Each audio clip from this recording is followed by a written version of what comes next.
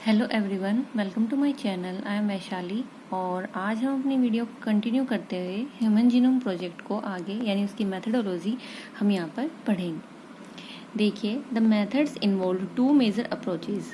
One approach focused on identifying all the genes that are expressed as RNA, यानी कि इसमें आपका जब हम इसको एक तरह सीक्वेंसिंग करते हैं डीएनए की, तो उसके आपके दो मेजर अप्रोचेज हैं। मतलब मीन्स दो आपके एक तरीके से आपके दो टू वेज हैं जो हम इनको अप्लाई कर सकते हैं।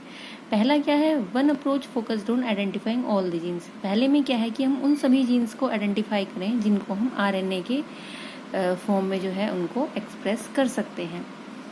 उनको हम बोलते हैं एक्सप्रेस्ड सीक्वेंस टैग्स।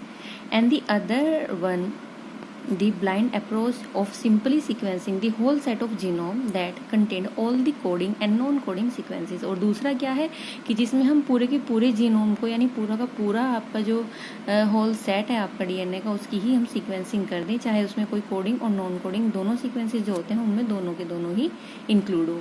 मीन्स एक आपका तरीका है कि सिर्फ हम उन जीन्स को लें जिन जो आरएनए के फॉर्म में खुद को एक्सप्रेस कर सकते हैं, यानी जो ट्रांसक्रिप्शन कर सकते हैं। और दूसरा क्या है आपका कि दूसरा हमारा है कि जो दूसरा तरीका है उसमें क्या है आपकी कोडिंग नॉन कोडिंग पूरा का पूरा सीक्वेंस जो है आपका, उस पूरे सीक्वेंस को ही हम क्या कर लेते हैं, उसको लिया जाता है इसमें। अब देखिए, and the latter assigning the different region in the sequence with functions. पहले तो हम पूरे आपका जो है पूरे के पूरे सीक्वेंस को ले लेंगे और उसके बाद उसमें हम पता लगाएंगे या पहचानेंगे एक तरीके से कि उनके फंक्शन के अकॉर्डिंग जो है उनको हम सीक्वेंसिंग उनकी करेंगे। इसको बोलते हैं हम सीक्वेंस एनोटेशन। एक है आपका एक्सप्रेस्ड सीक्वेंस टैग, दूसरा क्या होगा सीक्वेंस एनोटेशन। ये आपका 1 मार्क्स में भी क्वेश्चन आते हैं, ये टर्म्स जो होती हैं आपकी 1 मार्क्स में भी पूछी जाती हैं। Next step for sequencing the total DNA form, a cell is isolated and converted into random fragments of relatively small size।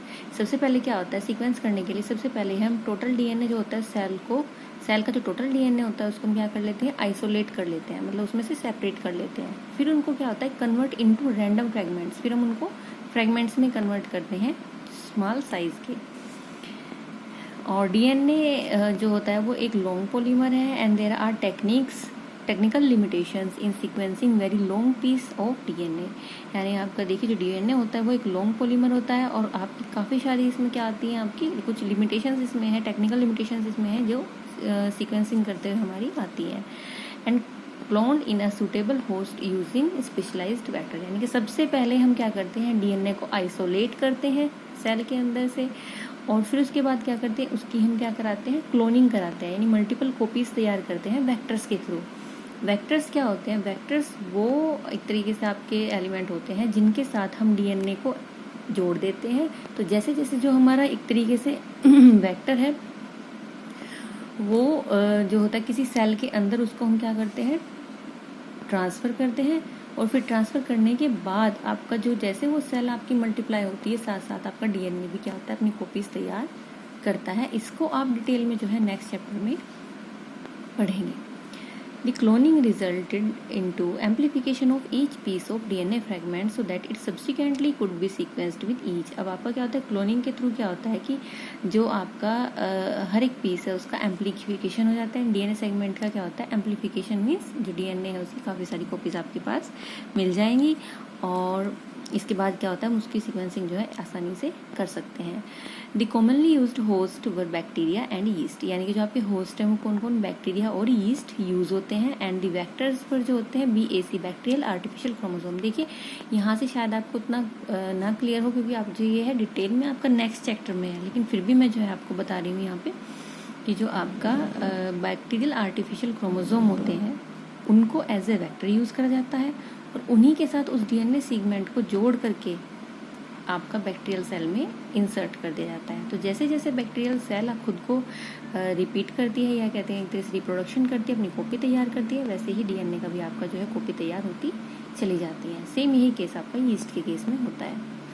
The fragments were sequenced using automated DNA sequences and that are worked on the principle of a method developed by Frederick Sengar. अब देखिए क्या होता है कि इसके लिए आपको fragments को सीक्वेंसिंग करने के लिए एक डीएनए सीक्वेंसर आप होते हैं जो कि आपका काम करते हैं एक प्रिंसिपल के ऊपर जो आपका बनाया गया था एक तरीके से फ्रेडरिक सेंगर के through. Remember, Sanger is also credited for developing method for determination of amino acid sequences in proteins. These sequences were then arranged based on some overlapping region present in them. अब क्या होता है कि देखिए हम sequencing करते हैं तो एक प्रोग्राम तैयार किया गया है जिसको हम कंप्यूटेशनल फॉर्म में सारा वर्क आपका होता है और किस तरीके से हम उसको ओवरलैपिंग करते हैं ये बताया था हमारा फ्रेडरिक सेंगर ने।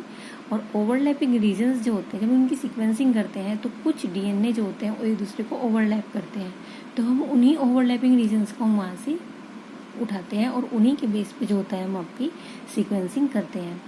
एलिगमेंट of the sequences was humanly not possible and therefore specialised computer based programs were develop. तो इसके लिए स्पेशल जो है कंप्यूटर बेस्ड प्रोग्राम आपके जो है डेवलप किए गए हैं और these sequences were subsequently annotated and were assigned to each chromosome and the sequences of chromosome first was complete only in May 2006। यानी क्रोमोसोम फर्स्ट के लिए जो आपकी सीक्वेंसिंग करी गई थी वो 2006 में कंप्लीट हुई और this was the last of the 24 chromosome. ये जो था आपका 24 क्रोमोसोम जो था ना लास्ट वाला 24 क्रोमोसोम होता है वो था। 22 तो ऑटोसोम होते हैं और 23 और 24 इस तरीके से आपका जो लास्ट वाला है ये वाला इसके लिए सीक्वेंसिंग आपकी करी गई थी। Another challenging task was assigning the genetic and physical map on the genome, and this was generated using information and the polymorphism of restriction endonuclease recognition sites।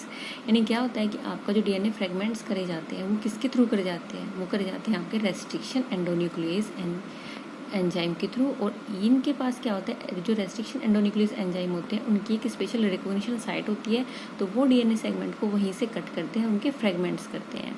And some repetitive DNA sequences known as microsatellite. DNA के ऊपर कुछ ऐसे segments होते हैं तो वहाँ पर जो बेस पेयर होते हैं वो बार बार रिपीट होते हैं, तो उनको हम बोलते हैं microsatellites. And one of the amplification of the polymorphism in repetitive DNA sequences shall be explained in the section of DNA fingerprinting. इसको हम डीएनए फिंगरप्रिंटिंग में जो है डिटेल में पढ़ेंगे कि जो माइक्रोसैटेलाइट्स होते हैं वो क्या होते हैं, रिपीटेटिव सेगमेंट्स डीएनए के क्या होते हैं। तो ये थी हमारी आज की वीडियो। Thanks for